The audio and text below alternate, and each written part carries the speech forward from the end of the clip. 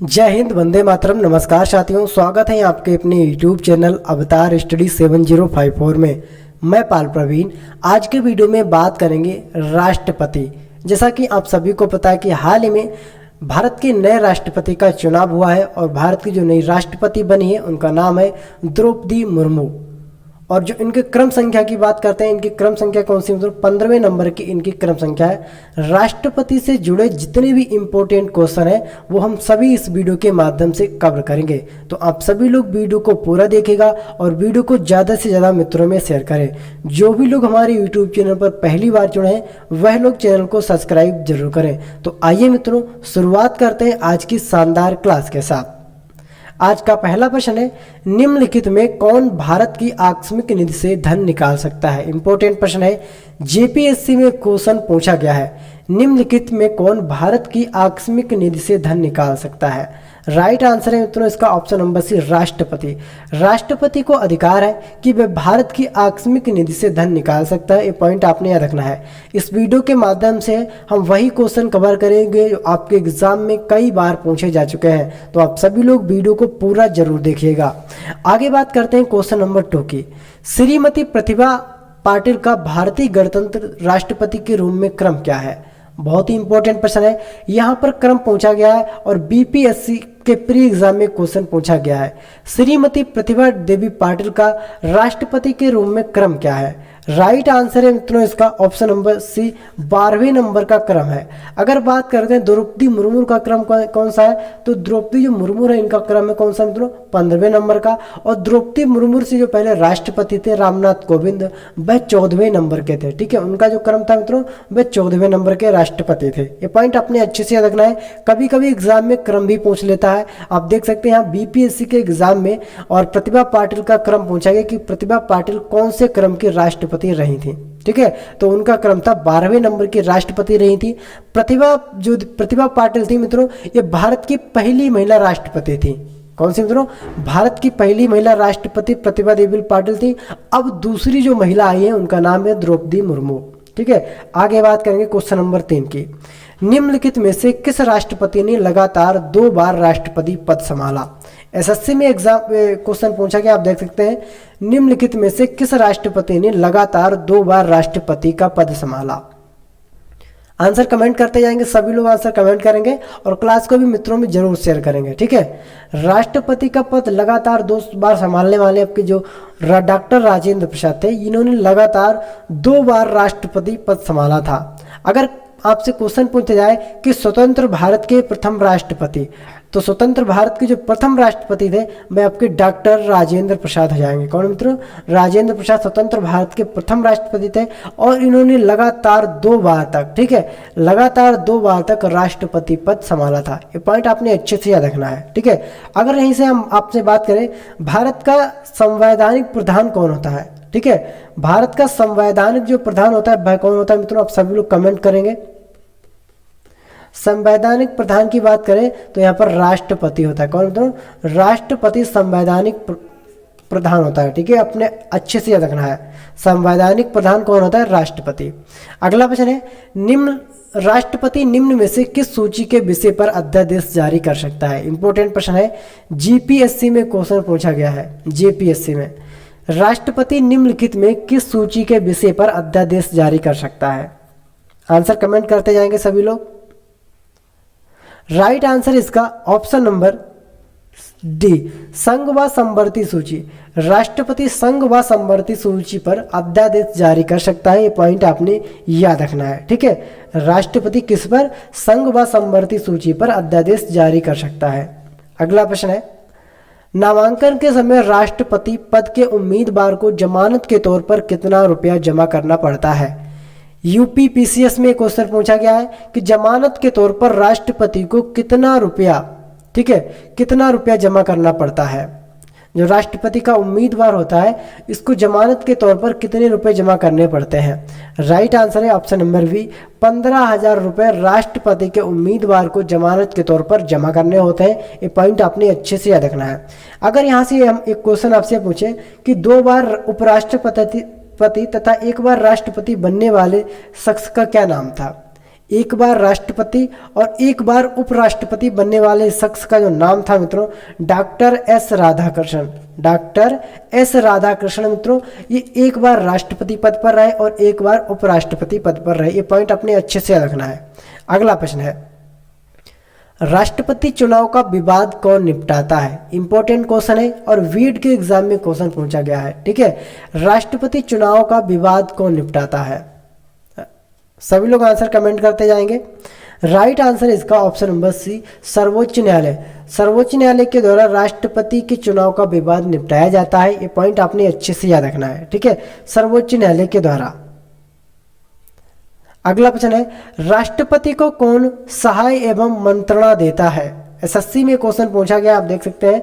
राष्ट्रपति को कौन सहाय एवं मंत्रणा देता है? किसके द्वारा सहाय एवं मंत्रणा दी जाती है?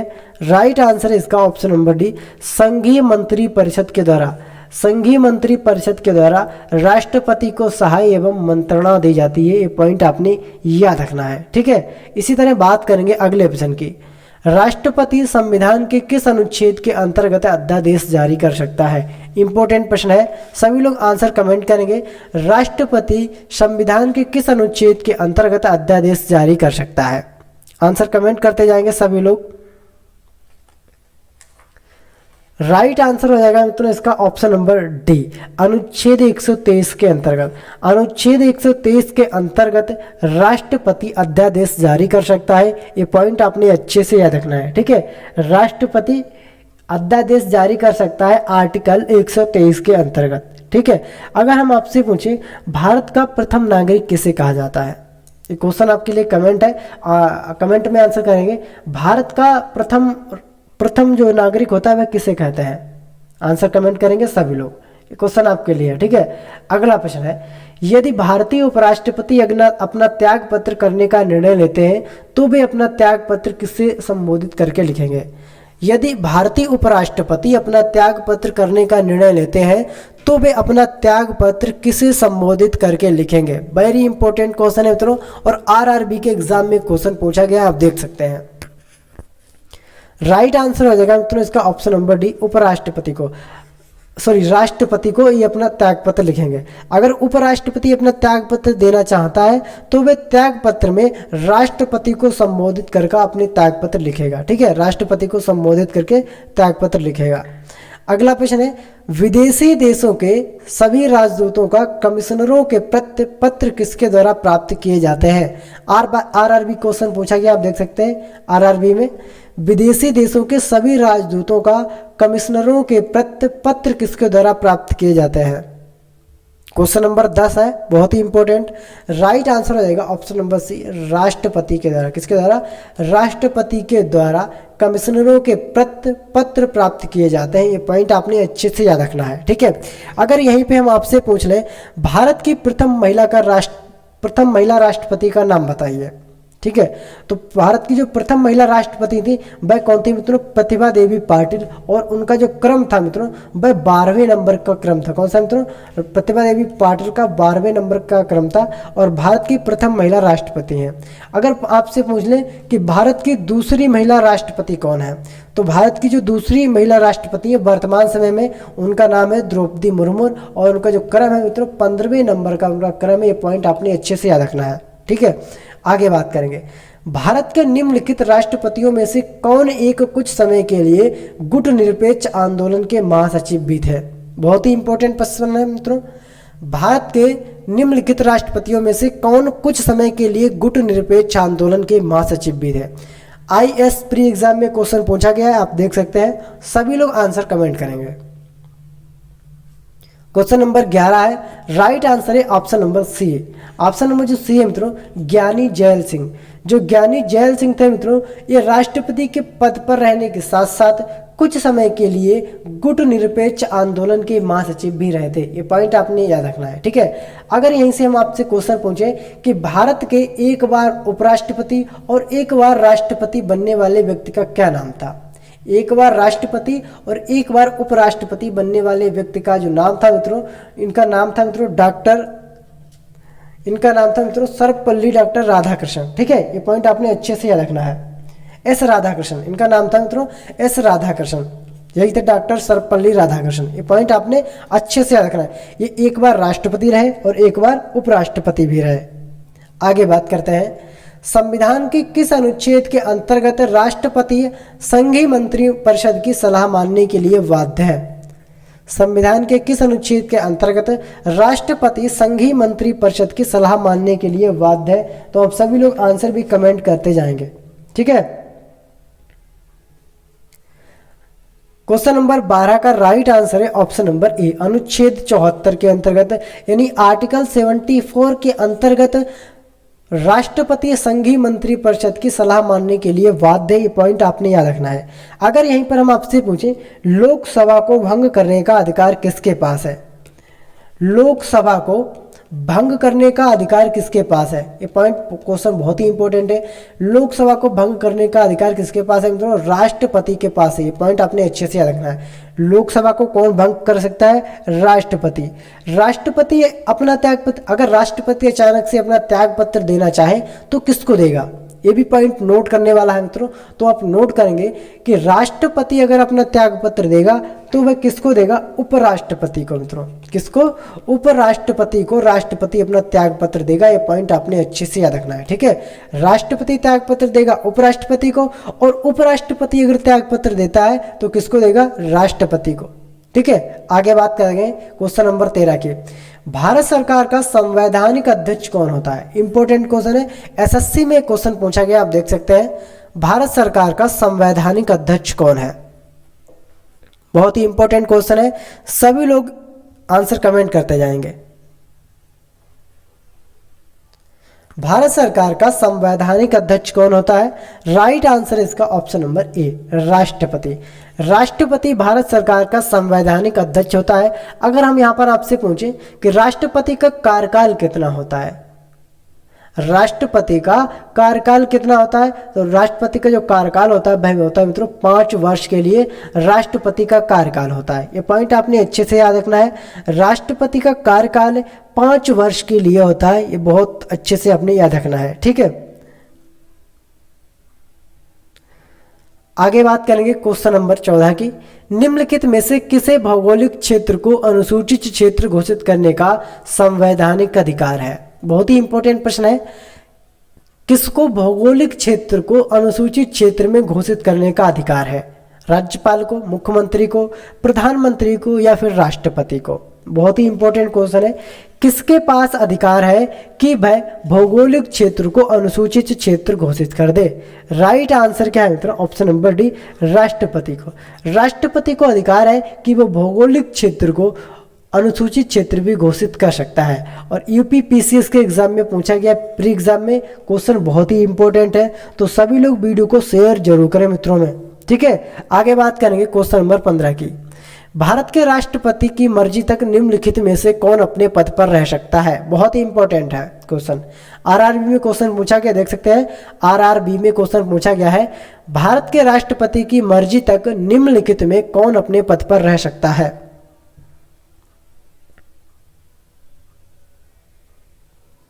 सभी लोग आंसर कमेंट करेंगे मित्रों। राष्ट्रपति की मर्जी तक कौन अपने पद पर रह सकता है? राइट आंसर है मित्रों, राज्यपाल। राज्यपाल एक ऐसा शख्स है मित्रों जो राष्ट्रपति की मर्जी से चुना जाता है, और राष्ट्रपति की मर्जी ना होने के बाद इसको हटाया भी जा सकता है, ठीक है। जब तक राष्ट्रपति की मर्जी है तब तक राज्यपाल शासन कर सकता है, और जब अगर राष्ट्रपति ने बोल दिया कि आपको कल त्यागपत्र देना है तो राष्ट्रपति को अपने पद से त्यागपत्र देना, राज्यपाल को अपने पद से त्यागपत्र देना पड़ेगा, ठीक है। ये पॉइंट आपने अच्छे से याद रखना है। आगे बात करेंगे क्वेश्चन नंबर 16 की। भारतीय गणतंत्र का वह कौन सा राष्ट्रपति था जो सदा भारतीय धर्म निरपेक्षता सर्वधर्म समभाव कहता रहा? बहुत ही इंपॉर्टेंट क्वेश्चन है, सभी लोग आंसर कमेंट करते जाएंगे, ठीक है। सभी लोग आंसर कमेंट करते जाएंगे। क्वेश्चन नंबर 16 का राइट आंसर है option number A, doctor S Radhakrishnan. जो डॉक्टर एस राधाकृष्णन थे मित्रों, ये सदा भारतीय धर्म निरपेक्षता को सर्वधर्म संभाव कहते रहे। ये पॉइंट आपने अच्छे से याद रखना है, डॉक्टर एस राधाकृष्णन। अगर यहीं पर हम आपसे बात करें मित्रों, क्वेश्चन हम पीछे बता भी चुके हैं कि एक बार उपराष्ट्रपति तथा एक बार राष्ट्रपति बनने वाले शख्स का क्या नाम था, तो वह इनका शख्स का नाम था doctor S Radhakrishnan. Doctor S Radhakrishnan एक बार राष्ट्रपति पद पर रहे और एक बार उपराष्ट्रपति पद पर भी रहे। ये पॉइंट अपने अच्छे से याद रखना है, ठीक है। और यहीं पर अगर हम बात करें मित्रों कि मृत्यु की सजा माफ करने का जो शक्ति है मित्रों वह किसके पास है, मृत्युदंड की सजा की माफ करने की शक्ति किसके पास है? राइट आंसर है मित्रों ये राष्ट्रपति के पास होती है। किसकी मित्रों? राष्ट्रपति के पास एक शक्ति होती है, मृत्यु की सजा यानी मृत्यु दंड की सजा राष्ट्रपति माफ कर सकता है। और किस अनुच्छेद के तहत? आर्टिकल 72 के तहत, ठीक है। आर्टिकल 72 के तहत राष्ट्रपति को अधिकार है कि वह किसी भी व्यक्ति की, ठीक है, सजा माफ कर सकता है, मृत्युदंड की सजा को माफ कर सकता है। सिर्फ अधिकार राष्ट्रपति को है। ये पॉइंट आपने अच्छे से याद रखना है, ठीक है। आगे बात करेंगे क्वेश्चन नंबर 17 की। निम्नलिखित में कौन सा राष्ट्रपति के निर्वाचन का भाग नहीं है परंतु उसके महाभियोग अधिकरण का भाग नहीं है? सभी लोग आंसर कमेंट करेंगे। और आईएएस के प्री एग्जाम में क्वेश्चन पूछा गया है, कौन सा राष्ट्रपति के निर्वाचन का भाग है परंतु उसके महाभियोग अधिकरण का भाग नहीं है? लोकसभा, राज्यसभा, राज्यों की विधानसभाएं, राज्यों की विधान परिषदें। सभी लोग आंसर कमेंट करते जाएंगे मित्रों। क्वेश्चन नंबर 17 का राइट आंसर है ऑप्शन नंबर सी। राज्यों की जो विधानसभा है मित्रों ये राष्ट्रपति के महाभियोग में शामिल नहीं हो सकती। ये पॉइंट आपने याद रखना है, ठीक है। राष्ट्रपति के महाभियोग में राज्यों की विधानसभाएं शामिल नहीं हो सकती हैं। ये पॉइंट आपने बहुत अच्छे से याद रखना है। आगे बात करेंगे क्वेश्चन नंबर 18 की। भारतीय संविधान का अभिरक्षक कौन है? बहुत ही इंपॉर्टेंट क्वेश्चन है। भारतीय संविधान का अभिरक्षक कौन है? सभी लोग आंसर कमेंट करते जाएंगे मित्रों। भारतीय संविधान का अभिरक्षक कौन है? एसएससी में क्वेश्चन पूछा जा चुका है। ये पॉइंट आपने अच्छे से याद रखना है। भारतीय संविधान के अगर अभिरक्षक की बात करते हैं तो भारत का राष्ट्रपति, भारत का जो राष्ट्रपति होता है मित्रों ये भारतीय संविधान का अभिरक्षक होता है। अगर कोई नया कानून बनता है, ठीक है, अगर कोई सरकार कोई नया कानून बनाती है तो वह बिना राष्ट्रपति के बिना हस्ताक्षर से उस कानून को पास नहीं करा सकते। जब तक राष्ट्रपति के उस पर हस्ताक्षर नहीं होंगे तब तक वह कानून पास नहीं होगा। ये पॉइंट आपने अच्छे से याद रखना है, ठीक है। इसीलिए बात करेंगे अगले प्रश्न की। राष्ट्रपति को लोकसभा में किन 2 सदस्यों को मनोनीत करने का अधिकार है? बहुत ही इंपॉर्टेंट क्वेश्चन है। किन 2 सदस्यों को मनोनीत करने का अधिकार है राष्ट्रपति को? आंसर कमेंट करते जाएंगे।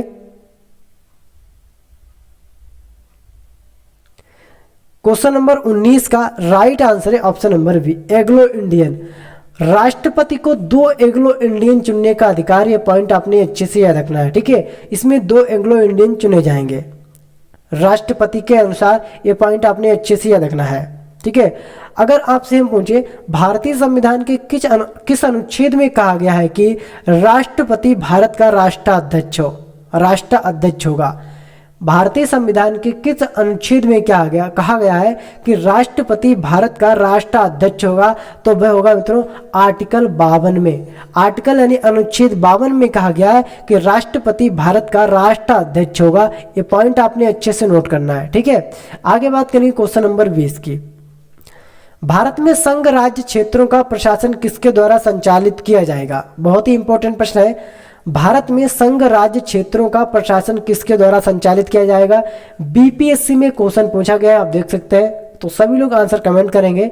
राज्यों क्षेत्रों का प्रशासन किसके द्वारा संचालित किया जाएगा? राइट आंसर राष्ट्रपति के द्वारा, ठीक है। राष्ट्रपति के द्वारा संघ राज्य क्षेत्रों का प्रशासन संचालित किया जाएगा। ये पॉइंट आपने अच्छे से याद रखना है। अब यहीं पर पूछे मित्रों हम आपसे कि राष्ट्रपति का शासन कितने समय तक होता है? तो राष्ट्रपति का शासन 5 वर्ष के लिए होता है। कितने वर्ष के लिए? 5 वर्ष के लिए। मृत्युदंड की जो सजा होती है मित्रों, मृत्युदंड की सजा किस आर्टिकल के तहत राष्ट्रपति माफ करता है? तो आर्टिकल 72 के तहत। आर्टिकल 72 के तहत राष्ट्रपति मृत्युदंड की सजा को माफ करता है। ये पॉइंट आपने अच्छे से याद रखना है। अगर हम आपसे पूछे मित्रों यहाँ पर एक बार राष्ट्रपति और एक बार उपराष्ट्रपति बनने वाले शख्स कौन थे? तो वह थे doctor S Radhakrishnan. Doctor S Radhakrishnan. ये पॉइंट आपने अच्छे से याद रखना है। ये एक बार राष्ट्रपति और एक बार उपराष्ट्रपति के पद पर भी रह सकते हैं, ठीक है। अब यहाँ पर बात करते हैं भारत का संवैधानिक प्रधान कौन होता है, ठीक है। भारत के संवैधानिक प्रधान की बात करते हैं तो भारत का जो संवैधानिक प्रधान होता है वह मित्रों होता है आपका राष्ट्रपति। ये पॉइंट आपने अच्छे से याद रखना है। भारत का संवैधानिक होता है प्रधान, संवैधानिक प्रधान राष्ट्रपति। अगला प्रश्न है, राष्ट्रपति के निर्वाचन के समय दूसरे चक्र की मतगणना करनी पड़ी थी। राष्ट्रपति के चुनाव में दूसरे चक्र की गणना किसके शासनकाल में हुई थी, या दूसरे चक्र की गणना के बाद कौन से राष्ट्रपति नियुक्त किए गए थे? तो वह थे आपके वीवी गिरी। कौन से मित्रों? वीवी गिरी। ये मित्रों दूसरी मतगणना के यानी दूसरे राउंड की मतगणना में राष्ट्रपति नियुक्त किए गए थे। ये पॉइंट आपने अच्छे से याद रखना है, बहुत ही इंपॉर्टेंट क्वेश्चन है। आपसे एग्जाम में पूछ लेगा कि दूसरे मत की गणना में कौन से राष्ट्रपति नियुक्त किए गए थे, ठीक है। तो वह थे आपके वीवी गिरी। ये पॉइंट आपने अच्छे से याद रखना है। अगर आपसे पूछ लिया जाए राष्ट्रपति को राष्ट्राध्यक्ष किस अनुच्छेद में कहा गया है, यानी किस आर्टिकल के अंतर्गत, किस अनुच्छेद के अंतर्गत राष्ट्रपति को राष्ट्राध्यक्ष कहा गया है, तो वह मित्रों आर्टिकल 52 के अंतर्गत भारत के राष्ट्रपति को राष्ट्राध्यक्ष कहा गया है। ये पॉइंट आपने अच्छे से रखना है, ठीक है। अगर बात करते हैं वर्तमान समय में भारत के राष्ट्रपति कौन है, तो द्रौपदी मुर्मू मित्रों भारत के वर्तमान समय में राष्ट्रपति हैं, और इनका जो क्रम है मित्रों 15वें नंबर का क्रम है। ये पॉइंट आपने अच्छे से याद रखना है। और द्रौपदी मुर्मू से जो पहले राष्ट्रपति थे उनका नाम है रामनाथ कोविंद। क्या था मित्रों? रामनाथ कोविंद। और इनका क्रम था 14वें नंबर का क्रम। ये पॉइंट आपने अच्छे से याद रखना है, ठीक है। भारत की पहली महिला राष्ट्रपति की बात करते हैं। भारत की पहली महिला की राष्ट्रपति तो वह थी आपकी प्रतिभा देवी पाटिल, और जो उनका क्रम था मित्रों 12वें नंबर का क्रम था। प्रतिभा देवी पाटिल का 12वें नंबर का क्रम था। ये पॉइंट आपने अच्छे से याद रखना है। अगर आपसे पूछ लें भारत की दूसरी महिला राष्ट्रपति कौन है, क्वेश्चन यहाँ से बन सकता है भारत की दूसरी महिला राष्ट्रपति कौन है, तो वह हो जाएंगे हमारी वर्तमान की राष्ट्रपति द्रौपदी मुर्मू, और उनका क्रम है मित्रों 15वें नंबर का। ये पॉइंट आपने अच्छे से याद रखना है। तो ये थे मित्रों आपके राष्ट्रपति से संबंधित इंपॉर्टेंट प्रश्न जो आपके एग्जाम के लिए बहुत ही इंपॉर्टेंट है, ठीक है। आप सभी लोग क्लास को ज्यादा से ज्यादा मित्रों में शेयर करें, क्लास में कमेंट करें कि आपको हमारी क्लास कैसी लगी। मिलते हैं अगली फिर वीडियो में, तब तक के लिए जय हिंद, जय भारत।